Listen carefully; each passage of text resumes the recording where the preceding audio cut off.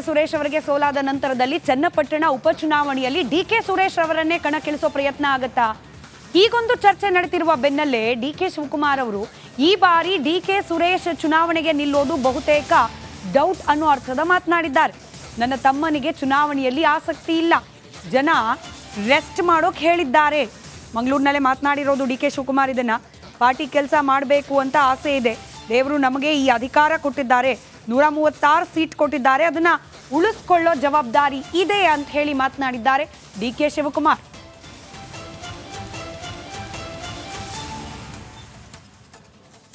ಈಗ party election ನನ್ನ ತಮ್ಮಂಗೂ ಏನು ಇಂಟ್ರೆಸ್ಟ್ ಏನಿಲ್ಲ.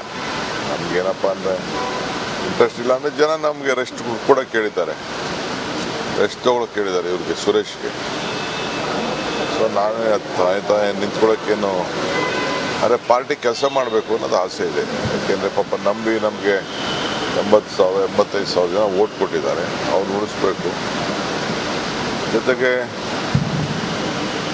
ಒಂದಕ್ಕೂ ಕೂಡ ನಾವು ಆ ನಂಬರ್ ಜನನ ಬಿಡೋಕ್ಕಾಗಲ್ಲ. ದೇವರು ನಮಗೊಂದು ಅಧಿಕಾರ ಕೊಟ್ಟಿದ್ದಾರೆ, 136 ಸೀಟ್ ಕೊಟ್ಟಿದ್ದಾರೆ ರಾಜ್ಯದಲ್ಲಿ, ಅದನ್ನು ಉಳಿಸ್ಕೋಬೇಕು. ಈಗ ಜನಕ್ಕೆ ಏನಾದ್ರು ಅಲ್ಲಿ ಏನೂ ಆಗಿಲ್ಲ, ಅಲ್ಲಿ ಎಲ್ಲ ದೊಡ್ಡ ಅಧಿಕಾರಿ ಎಲ್ಲ ಅನುಭವಿಸಿದ್ರಲ್ಲ.